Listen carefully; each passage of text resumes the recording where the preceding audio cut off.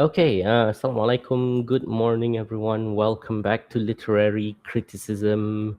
Okay, so today we are going to cover a lecture topic. Okay, we are going to look at traditional literary theories. Okay, so we're going to look at four different theories. Okay, largely when we talk about traditional literary theories, basically what we're trying to differentiate between what was very old method of analyzing literature and the more newer ones that we categorize as contemporary theories. Okay, now contemporary theories are, we call them new, but they are at this point, some of them are like you know over 100 years old already. Okay, but it's still widely popular. Yeah. Now, when we talk about these traditional theories, it doesn't mean that they are outdated and no longer in use. Yes, in fact, when if you can recall on Wednesday, right? Wednesday, yeah, Wednesday. We had the class, right? And you all analyzed the short story by Yusuf Idris, right? Some of you even used a lot of these traditional literary theories. Okay, a lot of the time at school you learn about these you learn to use these traditional literary theories. Okay, it's traditional in that sense. Okay, it is common. All right. Okay, so what we're going to look at, okay, if you look at this table of content, all right, traditional literary approaches, okay, what are they? What is the difference between traditional approaches and contemporary approaches? We're going to look at the historical biographical criticism, all right, the differences between the two, and then we're going to look at moral philosophical criticism. Okay, and then we will conclude by looking at the key elements of using, okay, or applying these traditional approaches. Okay, so you can still use these traditional approaches, no problem. In fact, later on, when you go to school, when you become a teacher, right, you teach literature in school, most likely you will use a lot of these traditional theories. Okay, especially the moral philosophical one, looking for moral values in a story. That is the most basic approach to teaching literature, yeah, to analyzing literature. Okay, let's begin. Okay, so the first, we go to the first one, traditional literary approaches. Okay, so in the early 20th century, literary studies were dominated by what are now known as the traditional literary theories or approaches. The American new critics and theoreticians refer to these approaches as extrinsic approaches to literature. Okay, why do they call it extrinsic approaches? All right, so look at this, right? So they seek to comprehend literary works by bringing external information rather than paying close attention to what is already expressed in the works. Okay, so literature is extrinsic by definition because the reader have certain basic information at hand in order to read and comprehend the literary work. What does that mean? It means extrinsic process here, or extrinsic approach, meaning that when you read literature, all right, you should also do extra reading, extra textual reading, meaning let's say for example, we have read Yusuf Idris House of Flesh, right, like the other day. In order to understand that story, using traditional approaches, we should also read about Yusuf Idris punya autobiography, all right? Yusuf Idris biography. We should read also the history of modern Egypt. Okay, so we should also read, something related to Yusuf Idris's philosophy, maybe. Okay, so that is what they mean by an extrinsic approach. You study literature by not just looking at the text, but also referring to other to other sources, yeah, to other books. So it's extrinsic process in that way. So to process the content of what did I press? Hold on. Yeah. Okay. To process the content of literary works, okay, a reader must know the language in which the work is written, and have a basic level of cultural knowledge. So the use of external information to aid in the interpretation of a literary text can be compared to activities of readers, analysts, literalists, right, and scholarly people who interpret the nature of the works. Okay, the beauty. Okay, so take for example, right, the beauty of the stars, for example, can be appreciated and comprehended without being an expert in astronomy. However, appreciation and comprehension of galaxy astronomy necessitate complex process of cultural comprehension. What does that mean? Okay, what does this mean? Okay, what it's trying to say is that the average person who is not involved in literary analysis can still read the story and enjoy the story. All right. So, for example, if you are not taking a literary criticism class, all right, and you come across the short story House of Flesh by Yusuf Idris, right, you could read it, you could enjoy it, you could be surprised by it, you could be shocked by it, right? And that's it, right? But for you to understand the underlying meaning of the story, right, the deeper meaning of the story, the cultural significance of that story, right, and what the author's intent were, that requires a lot more work, right? So if we're using traditional literary approaches, it means that you have to do more study.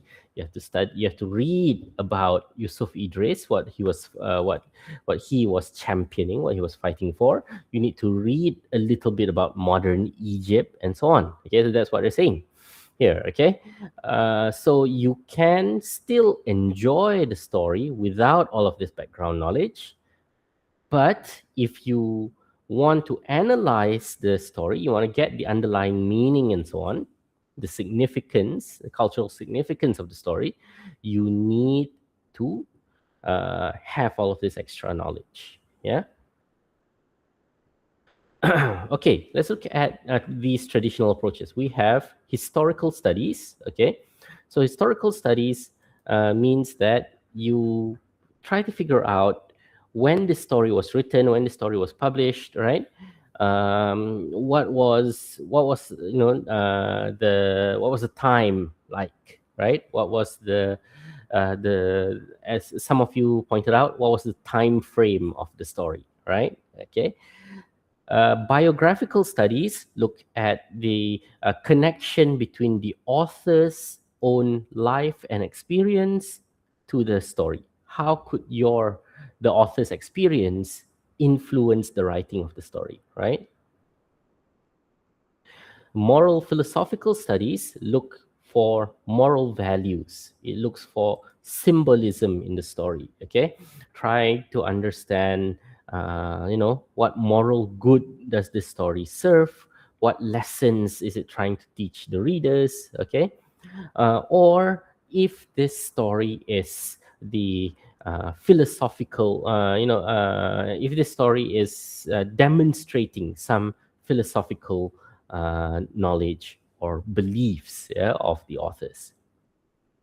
Textual studies, okay, this refers to scholarly examination of the text, okay, so the words, the structure, the language, okay, the physical aspect of literary text. So this approach focuses on analyzing the detail of the written work, okay, the significance of the title, for example, the subtext, right? Um, you think about in in the short story we read, right? Why, why does the, how does the author describe or write about this suspense, right? Without using any words that are explicit, right? Okay, so you study that, all right? So that is textual studies. Textual studies are very much related to the formalist approach. Okay, you're looking at form of the text. A bit of comparison, right? Um, okay, so traditional literary theories encompass this idea of biographical, historical, right, moral philosophy, right? The focus of this traditional approach is on the form of the text, the authorial intent meaning the intention of the author. What was the author trying to say, right? And then historical context of the either the story or the text publishing. Yeah.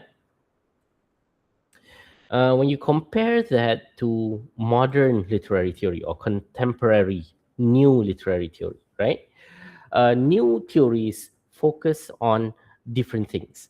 It focuses on ideology, for example, things about post-colonial or feminism. These are ideologies. Okay, um, the psychology as well. Okay, it brings together many different many different studies, many different field of philosophy, politics, sciences. Okay, in order to interpret and understand literature. Okay, so psychoanalytical theory, for example, looks at things like psychological motivations of the characters in the story, right? Um, so cultural studies and so on. Okay, where traditional approaches look at authorial intent. What was the author trying to say? Contemporary studies also look at reader response. Okay, how do the audience, the readers, respond to the text, right? What do you think is important in the text and so on? Okay, let's look at historical and biographical criticism here. Historical and criticism. So, historical criticism examines the literary work in light of historical, cultural, and social context. Okay, it aims to understand how historical circumstances of the author's time may have influenced the theme, characters, and events in the text. Key aspect of historical criticism includes studying the politics, uh, economics, right, intellectual climate, the social norms, social values, and so on. Okay, by understanding the historical context, critics can gain insight on the author's intentions, societal influences on the works, the work's relevance to contemporary audience. Okay, historical criticism can help readers appreciate how literature reflects and responds to the historical events and cultural issues. Now, if we look back to the story we read on Wednesday, right? Some of you were asking me, during your analysis, during your discussions, you were asking me, what is the historical time frame of this story? Okay, when did this story take place? Right. So no clear date or year is mentioned in the story, but it is a traditional. It is, you have this Egyptian Arabic society, right? You have this a traditional society. Okay, so how does that influence what happens in the story, right? The actions of the characters and so on, right? Some of you pointed out that it was society is to blame for what happened, right? Because these girls, they don't have looks, they don't have the daughters in the story, right? They don't have good looks, they don't have money, right? In the modern world, okay, they can go to school, they can upskill, right? They can get a good education and so on, right? But during this time, during this more traditional time, right, 1950s, like that maybe, right? It's a different case, right? Because um, apa society is a more traditional society. Women are not expected to get, good education and so on, right? Okay, so some people can claim that, right? So that is a historical criticism. You're looking at, let's say, the context of the story in its historical time frame, right? All right. Biographical criticism. Okay. Biographical criticism focuses on the life, experiences, and beliefs of the author. Okay. In order to understand or interpret the literary work. So instead of just looking at the history, we also look at the author's life. Okay, the author's experiences, what happens in the author's life, what are his beliefs, okay, what are the author's experiences, right? So it seeks to uncover the author's personal experiences, relationships, his worldview, okay, the influence that might have influenced the theme, characters, and style of the text, right? It examines the connection between the author's life and the events, the setting that the author has depicted in the work of literature. Okay, so how do we know all of those things? All right, how do we learn about the author's life experiences? Okay, or what the author's intention or his philosophical influences on his work. Okay, how do we know all of those things? Well, there's two ways, right? If the author is still alive, if the author is still with us in this world, all right, you can ask them. Okay, you can interview the author. You can but you as a student can email the author, right? Ask them directly. Okay, what do they mean by this and so on, right? Depends on some authors do reply, okay, to fan mail and so on, right? Okay, some authors don't. All right. For example, one author that that I kind of liked, okay, is this author named Neil Gaiman. Okay, so Neil Gaiman is known to reply to a lot of fan mail. All right, so Neil Gaiman, a lot of good stories, right? So, for example, you read one of his novels, American Gods, right?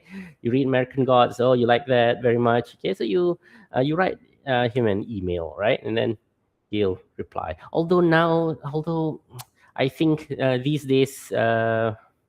He's less vocal this year and last year because last year he got caught for sexual harassment. Sexual harassment of a fan. Okay, so yeah, watch out for that. Okay, so you read Harry Potter, okay, and you like Harry Potter very much, right? You like the series very much. You go and email J.K. Rowling, for example, right? Interview J.K. Rowling for to ask her about her experiences or whatsoever, right? Although let's be realistic, yeah, J.K. Rowling's like a billionaire already now, right? I don't think she replies to fan email. Okay, so but other than that, you could also search on YouTube for interview with these authors, right? Okay, you don't have to go and do it yourself. Okay, so now what happens if the author has died? Okay, if the author has passed away already, right? How do we know all of these things? How do we know their life experiences? How do we know their worldviews and so on?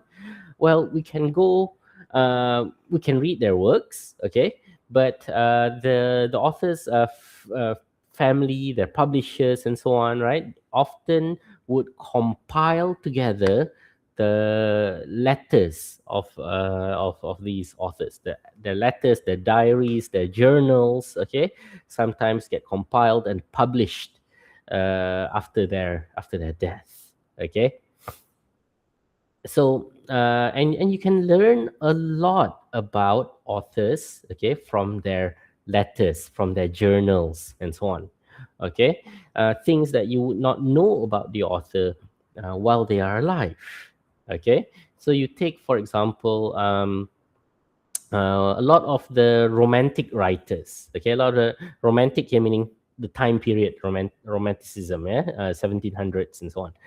A lot of the romantic writers, say for example, what's that guy, Lord Byron. Okay, we know a lot about Lord Byron because he writes a lot of letters to his friends, to his sister. Okay, that he has a relationship with. Okay, so he writes a lot of letters. Okay, and we know a lot about Lord Byron's worldviews and experiences through those letters. Okay, and another example I would give you, right, is I found this writer that I like very much.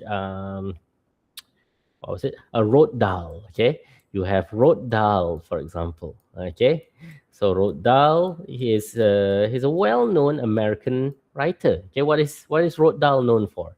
Charlie and the Chocolate Factory, for example. Okay, but then you read his journals, you read some of his letters, you find out, oh, this guy's quite racist actually. Okay, another writer, okay, is a science fiction writer, Ray Bradbury. Okay, also suffered from from that issue. Okay, you read his short stories, his novels and so on. Oh, this is very cool. Okay, but then you read his journals. This guy's a raging racist. Okay, um, another one of my favorite writers, Philip K. Dick. Okay, also an American writer. He writes a lot of science fiction. Yeah, Philip K. Dick, very fantastical science fiction. One of my favorites is Do Androids Dream of Electric Sheep? Okay, which is great. Okay, we think, oh, how could this guy, create imagine this kind of story? Okay, you read his journals. Okay, you read his letters, and you find out he actually suffers from schizophrenia. Okay, so he's actually crazy. Okay, he is also paranoid. All right, he thinks the government are sending people to assassinate him or something. Okay, so yeah, so you learn a lot more about the author through their letters, through their texts, their journals, and so on. Okay, and then you bring those knowledge into the analysis of the text. Okay, so for example, if we go back to the short story we read, right, House of Flash, you read the biography of the writer Yusuf Idris, and you found out that apa, Egypt of his time, 1950s and so on, was not uh, politically stable. Okay, Yusuf Idris himself went to jail. Okay, for being for speaking out against the president of Egypt. What was his name? The Nasser government. All right, so apa, yeah, you find out that the author has gone to jail for speaking about things, right? For resisting the government and so on. Okay, then you bring that knowledge to your reading of his short story. House of Flash, right? What is one of the underlying message of House of Flash that you can point to? Okay, it's about the silence, right? We talked about this in the class. The silence. If you refuse to talk about an issue, right? The issue does not go away. The issue does not disappear just because you refuse to talk about it, right? In the House of Flash. Now, how does that relate to the author's life? Okay, he was sent to jail for being, for opposing the government. He was sent to jail for speaking about things he's not supposed to address, and so on, right? For violating censorship and so on. Okay, so you can say that he's trying to make a point with the story. Okay, staying silent about an existing issue, all right, does not make the issue go away, does not mean the issue does not exist, right? When you reach a certain point, staying silent also means that you become a bit of an enabler, right? You enable the issue to continue, much like in our story. The blind man chooses to stay silent, even though he suspects something is going on, right? The mother, okay, in the story also chose to stay silent, right? So we compare that to what happened to Yusuf Idris in his real life, right? He gets sent to jail because he refused to stay silent, right? Because he opposes the wrongdoings of his government, right?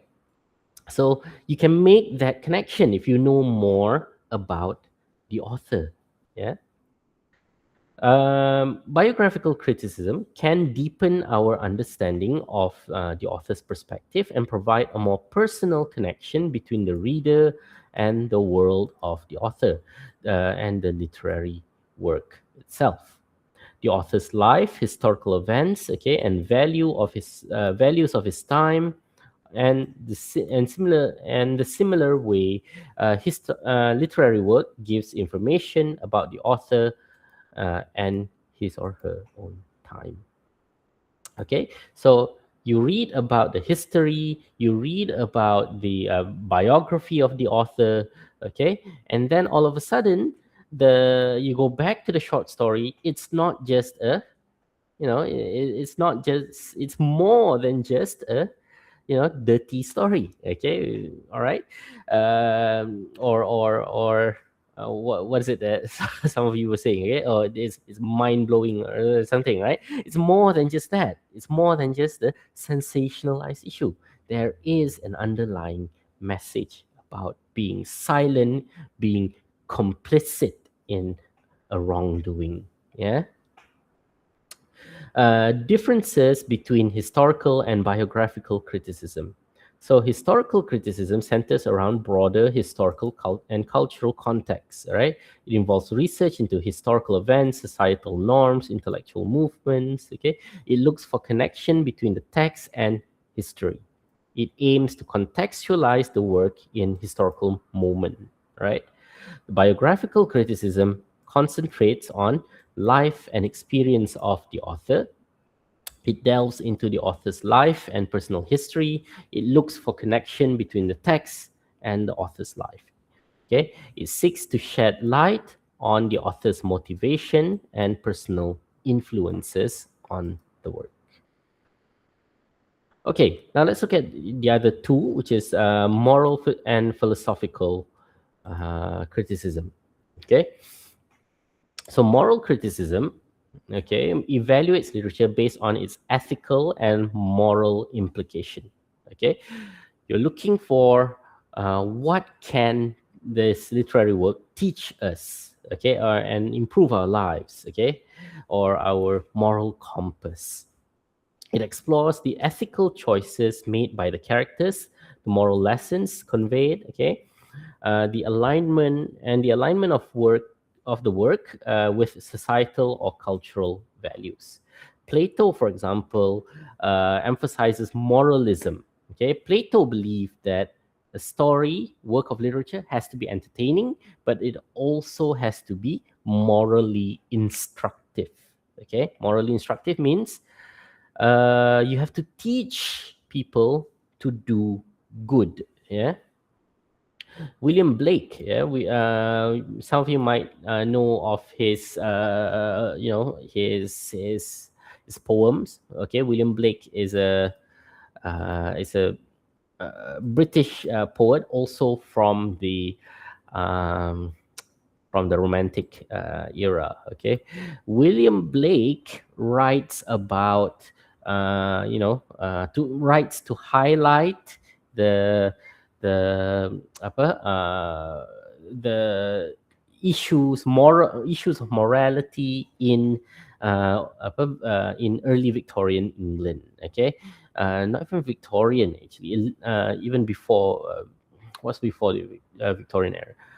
Edwardian. Okay, it's Edwardian. Can't quite remember. Okay, but in that Romantic era, right, 1700s, there's a lot of issues like child labor. Okay, um, a lot of moral degeneracy and so on. Okay, and William Blake writes about that in his poems.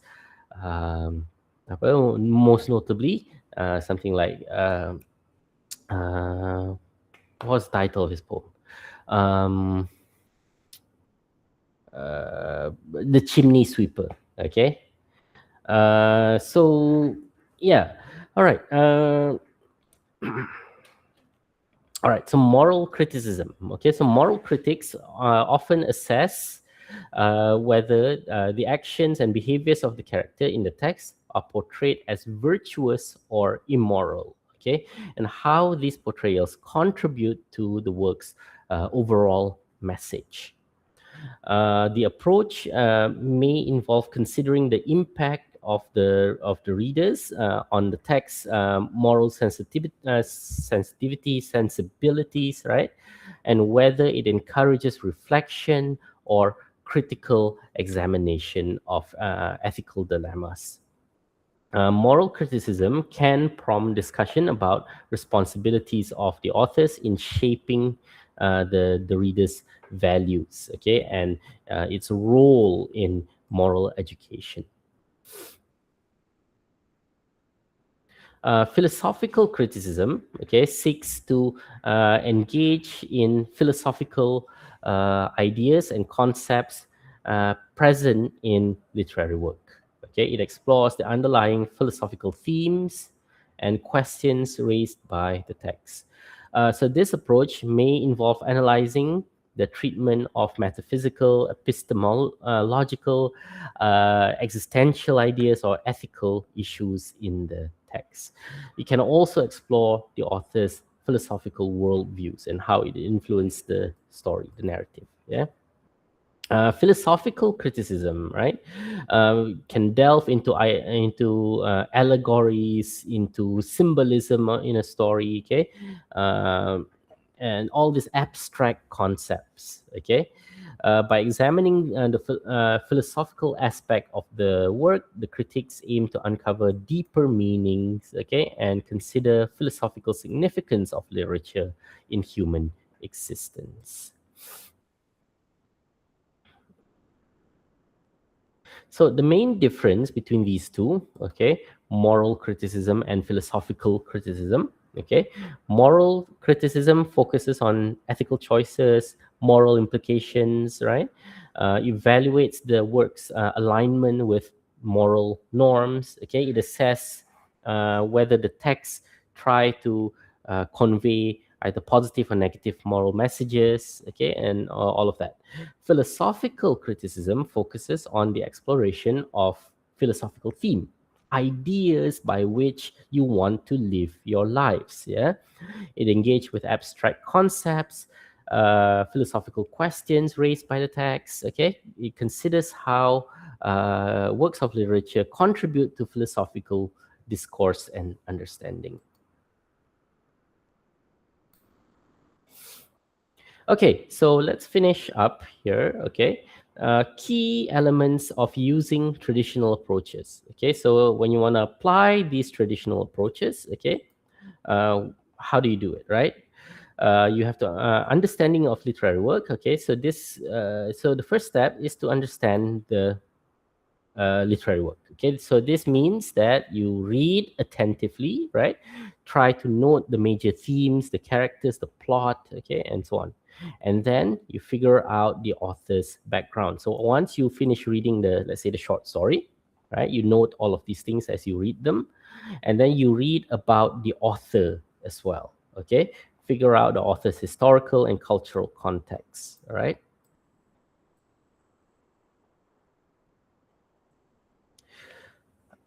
Okay, so historical and cultural context here, okay, this includes knowledge of the time periods, social norms, political events, and so on. uh, Gain familiarity with literary devices. Okay, so readers should be well versed in identifying and interpreting elements like imagery, symbolism, and so on. Okay, alliterations, foreshadowing, or so, especially ones that the author is well known for using. Okay, understanding literary themes and symbols. Readers should be attuned to things that are, universal themes and motifs, right? Knowledge about philosophical concepts, and the readers should also, be aware of or have some basic understanding of, uh, uh, of these popular philosophical concepts like existentialism, metaphysics, and so on. All right. I also don't know so much about about these philosophies. Okay, but if you want to look at them, right, then you'll have to do a bit of extra reading. Okay. Readers must have critical thinking skills. You must apply critical thinking skills, right? Because it is required in analyzing and interpreting these texts. Openness to different interpretation. Okay, so readers should be open to exploring different perspective, different understanding, different interpretation of the literary text. Okay, all right. Do you have any questions, class?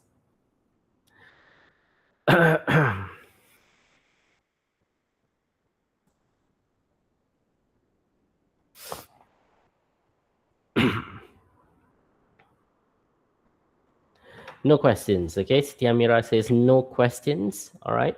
So that is it for today. Okay, for our lecture today on the traditional literary approaches. Okay.